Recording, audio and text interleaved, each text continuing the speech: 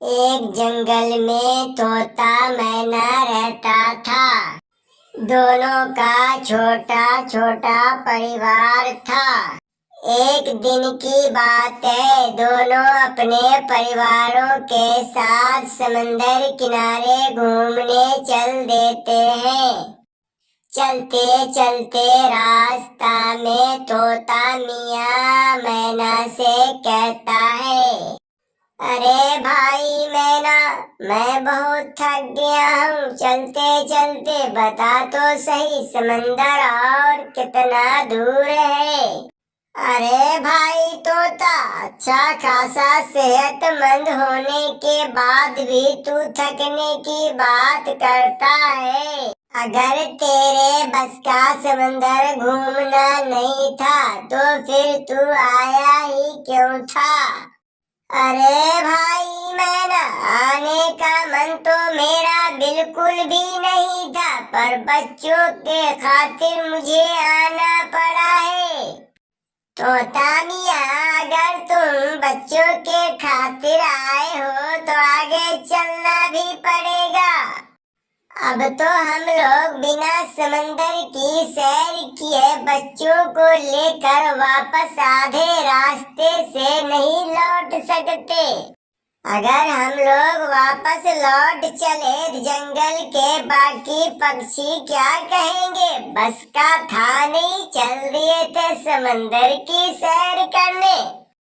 अरे यार मेरे मैना, अब तो चलना ही पड़ेगा। जान जाए तो जाए, पर वचन न जाए। इस तरह तोता मैना चलते चलते थोड़ी देर में समंदर किनारे अपने बच्चों के साथ पहुंच जाते हैं। कुछ देर समंदर की सैर करने के बाद तोता मियाँ का पुत्र मैना से कहता है, अंकल अंकल, मैंने समंदर तो घूम लिया, पर अब जोरों की भूख लगी है। खाने को यहाँ कुछ भी नहीं दिखाई दे रहा है। घर से जो भी कुछ खाने को लेकर चले थे, लंबा सफर होने के कारण अंकल वो सब तो रास्ते में ही खत्म हो लिया। इधर तोता मियाँ अपने पुत्र की बात सुनते सुनते मैना मियाँ से कहता है, अरे यार मेरे मैना, अब तो मुझसे भी भूख बर्दाश्त नहीं होती। खाया पिया तो सबका सब हजम हो लिया। मैना की पुत्री तोता से कहती है, अंकल अंकल, उधर देखिए, कौवा अंकल घूम रहे हैं, उनसे शायद पता करें यहाँ कहीं कुछ खाने को मिल जाए। हाँ हाँ बिटिया, तुम सही कह रही हो। मैं अभी का अभी जाता हूँ, कौवा अंकल से पूछता हूँ, शायद कोई रास्ता निकल आए। कौवा अंकल, हम लोग काफी देर से यहाँ घूम रहे हैं, पर हमें यहाँ कुछ खाने को दिखाई नहीं दे रहा है।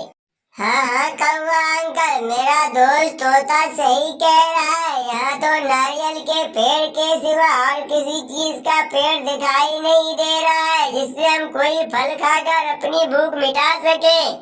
इस तरह कौवा अंकल तोता मैना की बात सुनकर कहता है, अरे बेटा, मैं आप लोगों की बात से बिल्कुल सहमत हूँ, पर कौवा अंकल पर के आगे कुछ बोलना गवारा नहीं करता और वो खामोश हो जाता है। कौवा अंकल, आखिर बताओ तो सही, पर क्या है?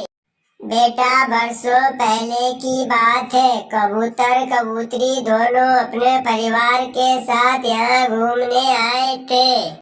उस समय बहारों का मौसम था। यहाँ हर तरफ समंदर के चारों तरफ हरियाली, फल फूल वाले पेड़ पौधे हुआ करते थे।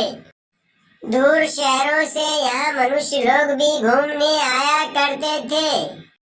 कबूतर कबूतरी दोनों अपने बच्चों के साथ विशाल आम के पेड़ पर बैठे आम खा रहे थे।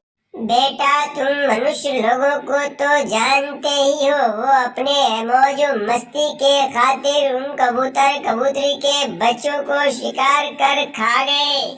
कबूतर कबूतरी अपने बच्चों के लिए रो रो कर अपना हाल बेहाल कर लिया था। समंदर के जल की रानी को इन दोनों का दुख देखा न गया और वह उनके सामने प्रकट हो गई। जल की रानी कबूतर कबूतरी से कहने लगी, हे कबूतर कबूतरी, अब बस करो, मुझे तुमसे तुम्हारा दुख देखा नहीं जाता, वरना मैं भी रो दूंगी। अगर मैं रोने लगी पूरी दुनिया नष्ट हो जाएगी। तुम दोनों इन मनुष्य लोगों को माफ कर दो या फिर बताओ इन लोगों को मैं क्या सजा दूं।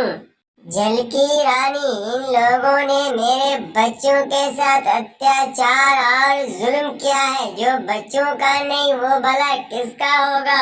हे कबूतरी, आखिर तुम ही बताओ इन लोगों को मैं क्या सजा दूं। हे जल की रानी, हमारी तुमसे प्रार्थना और निवेदन है, तुम इन्हें ऐसी सजा दो कि समंदर के इस तट पे कभी कोई दोबारा मनुष्य आ न सके। हे जल की रानी, और यहाँ नारियल के सिवा कोई फल फूल का पेड़ पौधा भी ना हो सके। बस बेटा तोता मैना, मैं भी अपने बच्चों के साथ यहाँ घूमने आया था, समंदर की सैर करने को। बस बेटा यहाँ खाने को कुछ न मिलने के कारण मेरे बच्चे भूख के मारे यहाँ तड़पकर मर गए इसी समंदर की तट पर। बस बेटा अब मेरे शरीर में बुढ़ापे के कारण इतनी जान न रही कि मैं लौट सकूं अपने घर, अपने जंगल को।